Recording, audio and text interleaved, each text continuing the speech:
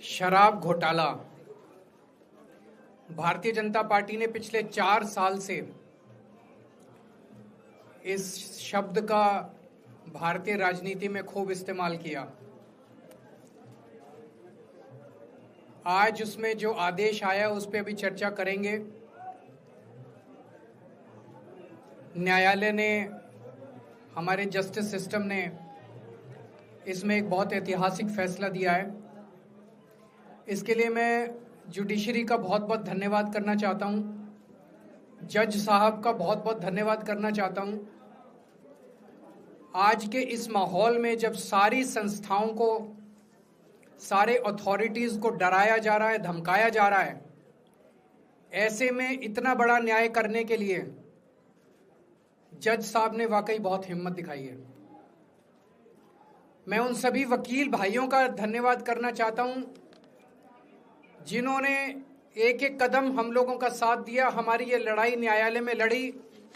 मैं खासकर नाम लेना चाहता हूं, अभिषेक मनु सिंघवी साहब का धन्यवाद करता हूं, हरिहरन साहब का धन्यवाद करता हूं, रिबेका मैडम का धन्यवाद करता हूं, विक्रम चौधरी जी का, दयान कृष्णन जी का, रमेश गुप्ता जी का, शादान का, मोहित माथुर जी का, विवेक जैन, रजत, मोहम्मद इरशाद, करण, मुदित जैन, और भी कई नाम है, अगर मेरे से कुछ रह गए हो। बहुत सारे वकीलों ने हमारा साथ दिया, और उन सारे देश भर के लोगों का जिन्होंने पिछले 4 साल से जिस तरह से हमारे ऊपर अत्याचार किया जा रहा था, इतने कठिन समय में हम लोगों का साथ दिया, उनका धन्यवाद करना चाहता हूं। आप जान रहे हैं कि किस तरह से पिछले 4 साल से ईडी को, सीबीआई को, सारी संस्थाओं को इस्तेमाल करके हमारे ऊपर एक शराब घोटाला नाम का एक आरोप लगाया गया। सीबीआई ने, ईडी ने उसमें चार्जशीट फाइल की। आज कोर्ट को प्राइमा फेसी ये निर्णय लेना था कि क्या सबूत और गवाहों के बयानों के आधार पे सफिशिएंट मटेरियल है कि इसमें मुकदमा चलाया जाए। अभी मुकदमा चला नहीं था। कोर्ट को यह निर्णय लेना था कि क्या मुकदमा चलाने लायक सफिशिएंट मटेरियल है, और कोर्ट ने लगभग 600 पेज के आदेश में सारे सबूतों और सारे गवाहों को मद्देनजर रखते हुए ये कहा है कि इतना भी सबूत नहीं है, इतने भी गवाहों के बयान नहीं है, एक निक्का सा भी सबूत नहीं है कि इसमें मुकदमा तक चलाया जा सके। अगर मुकदमा चलाया जाता, 15-20 साल मुकदमा चलता, उसमें बहुत सारे गवाह बुलाए जाते, सबूत रखे जाते, उसके बाद होता, वो तो अलग बात है। कोर्ट का ये कहना है कि इतना टुच्चा केस है, इतना फर्जी केस है, इतना बेकार केस है, इतना गलत केस है। ये मैं नहीं कह रहा, ये भाषा है। आप कोर्ट का ऑर्डर पढ़िए। ये ऑर्डर जो है ये ऐतिहासिक ऑर्डर है। कोर्ट ने कहा है कि इतना फर्जी केस है, इतना फर्जी केस है, एक भी सबूत नहीं है, एक भी गवाह नहीं है कि इसमें मुकदमा भी नहीं चलाया जा सकता। ये पूरा षड्यंत्र किसने रचा, क्यों रचा? ये पूरा षड्यंत्र 2 लोगों ने मिलकर रचा, नरेंद्र मोदी जी और अमित शाह जी। और आज उन दोनों को पूरे देश से माफी मांगनी चाहिए। उन दोनों ने मिलकर षड्यंत्र रचा कि आम आदमी पार्टी को खत्म किया जाए, आम आदमी पार्टी को बर्बाद किया जाए। और उस षड्यंत्र के तहत आजाद भारत का सबसे बड़ा और सबसे घिनौना षड्यंत्र रचा उन लोगों ने। वो देख रहे थे कि दिल्ली में वो हमें नहीं हरा सकते। वो देख रहे थे कि दिल्ली की जनता हमारे कामों से बहुत खुश है। वो देख रहे थे दिल्ली में कामों की राजनीति के आधार पे वो कहीं खड़े नहीं होते, तो उन्होंने एक षड्यंत्र रचा। जनता जानती है कि केजरीवाल ईमानदार, उन्होंने कहा केजरीवाल की ईमानदारी पे चोट करो। जनता जानती है कि आम आदमी पार्टी ईमानदारी, उन्होंने कहा आम आदमी पार्टी की ईमानदारी पे चोट करो। उन्होंने आम आदमी पार्टी को खत्म करने के लिए षड्यंत्र रचा और बोले केजरीवाल बेईमान है, केजरीवाल बेईमान है, केजरीवाल बेईमान है। केजरीवाल ने शराब घोटाला किया, केजरीवाल पैसे खा गया, केजरीवाल ने 100 करोड़ रुपए खा लिए। मैंने जिंदगी में केवल ईमानदारी कमाई है, मैंने जिंदगी में केवल इज्जत कमाई है, एक नया पैसा नहीं कमाया मैंने अपनी जिंदगी में। इन लोगों की तरह नहीं हूं मैं। मैंने जिंदगी में एक नया पैसा नहीं कमाया, केवल ईमानदारी कमाई है। और ये उस ईमानदारी के ऊपर चोट करना चाहते थे, उसके लिए इन्होंने षड्यंत्र रचा था।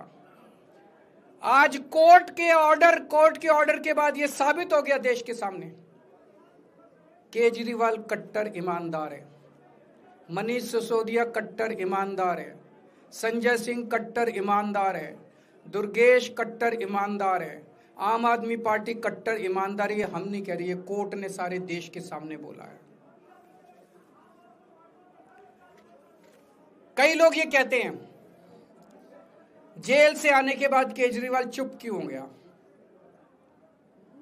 केजरीवाल गायब हो गया, केजरीवाल कहां गया।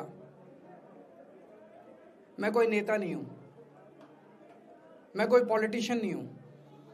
पॉलिटिशियन को फर्क नहीं पड़ता, उनको 4 गाली दे दो, मोटी चमड़ी होती है उनकी। मैंने जिंदगी में केवल ईमानदारी कमाई है। मेरे को जब कोई बेईमान बोलता है मुझे फर्क पड़ता है।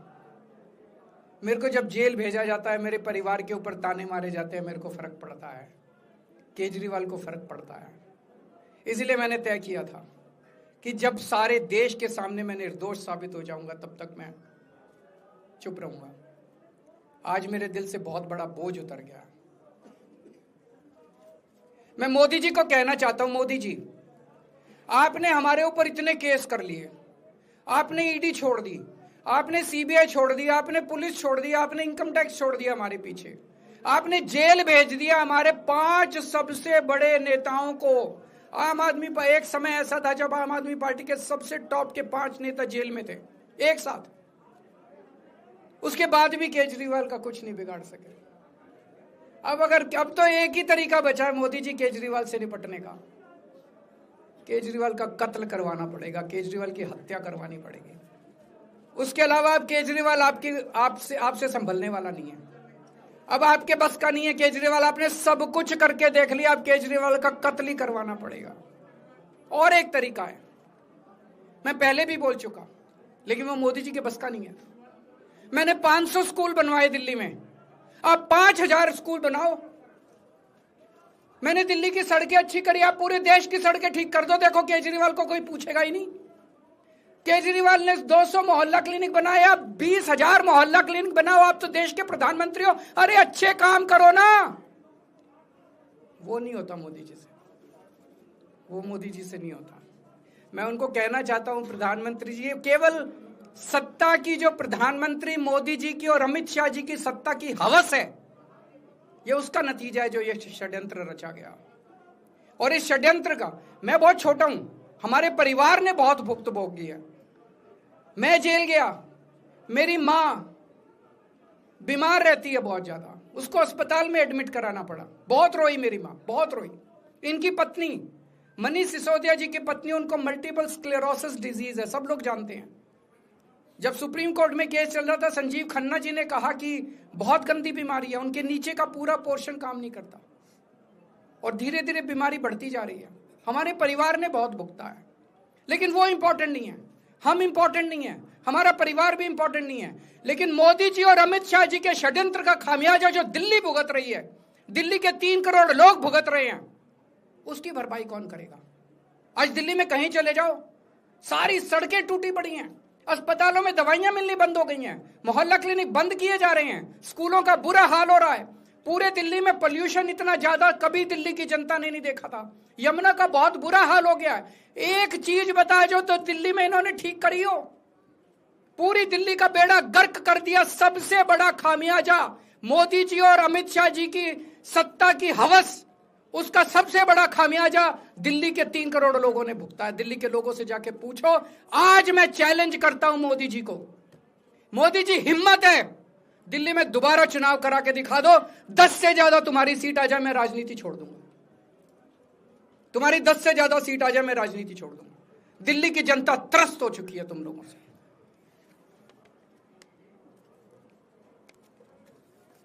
मैं मोदी जी को कहना चाहता हूं, अगर आपने सत्ता हासिल करनी है, कुछ पॉजिटिव काम करके सत्ता हासिल करो। आज देश के सामने इतनी बड़ी बड़ी समस्याएं हैं। आज देश का युवा दुखी है, देश का व्यापारी दुखी है, देश का उद्योगपति दुखी है। आज अमेरिका हमें आंखें दिखा रहा है। मोदी जी की हिम्मत नहीं है जो ट्रंप के खिलाफ एक शब्द बोल दें। ट्रंप के खिलाफ रोज ट्रंप गालियां देता है मोदी जी को, रोज ट्रंप गालियां देता है भारत को, रोज ट्रंप गालियां देता है हमारे देश को। मोदी जी के हमारा प्रधानमंत्री भीगी बिल्ली बना हुआ है। अरे देश संभालिए ना। आपको हमने देश चलाने को दिया था और आप केजरीवाल में उलझ गए, आप आम आदमी पार्टी में उलझ गए। पॉजिटिव काम करके सत्ता हासिल कीजिए, ये नेगेटिव काम करना बंद कीजिए। अगर आपके कोई एक दो प्रश्न है तो। क्या आपको उम्मीद है कि अब ईडी के मामले को भी? ईडी मामला खत्म हो गया। सीबीआई के मामले के बेस पे ईडी था, वो अब फॉर्मेलिटी बची है। हम अगले हफ्ते एप्लीकेशन डालेंगे, ईडी का मामला खत्म हो जाएगा। कांग्रेस कह रही है कि ये बीजेपी ने जो है कांग्रेस को नुकसान पहुंचाने के लिए आपको जो है राहत दिलवा दी है। मैं आपसे पूछना चाहता हूं, केजरीवाल जेल गया, रॉबर्ट वाड्रा जेल गया, संजय सिंह जेल गया, क्या राहुल गांधी जेल गया? मनीष सिसोदिया जेल गया, सोनिया गांधी जी जेल गई? किस मुंह से बात करते हैं? शर्म नहीं आती कांग्रेसियों को? ले जाए, ले जाए, वो तो ले जाए, उनका हक है। सुप्रीम कोर्ट भी जाएंगे, हाई कोर्ट भी जाएंगे। जैसे निचली कोर्ट में न्याय हुआ, ऐसे ऊपरी कोर्ट में भी न्याय हुआ। जब कोई सबूत है ही नहीं, जब कोई गवाह है ही नहीं, तो ऊपर के कोर्ट में भी कहां से लाएंगे सबूत, कहां से लाएंगे गवाह?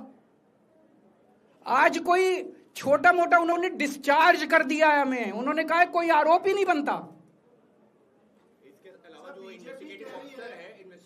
इन्वेस्टिगेटिंग ऑफिसर सीबीआई के ऊपर उन्होंने, कोर्ट ने टिप्पणी की है कि सीबीआई अपने दोषी अधिकारियों के खिलाफ डिसिप्लिनरी एक्शन, कभी ऐसा ऑर्डर देखा है? इसका मतलब कितना फर्जी मुकदमा था कि सीबीआई के अफसरों के खिलाफ डिसिप्लिनरी एक्शन लिया जाएगा।